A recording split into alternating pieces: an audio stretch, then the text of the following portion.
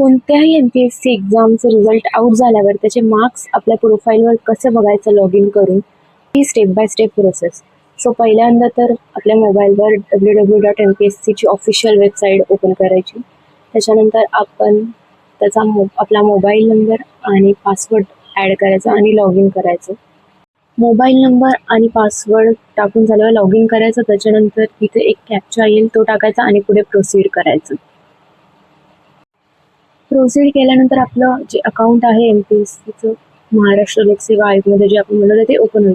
तिथे माय अकाउंटवर क्लिक करायचं आणि जे कुठल्या पण एक्झामचं तुम्हाला रिझल्ट बघायचा असेल तर तिथे व्ह्यूवर क्लिक करायचं. फीज पेडच्या बाजूचं ऑप्शन व्ह्यू, तर व्ह्यूवर क्लिक केल्यानंतर 3 ऑप्शन तिथे दिसतील. तिथे रिझल्टचं ऑप्शन किंवा मार्कशीटचं ऑप्शन ओपन करायचं आणि आपला रिझल्ट आणि आपले मार्क्स आपल्याला दिसतील.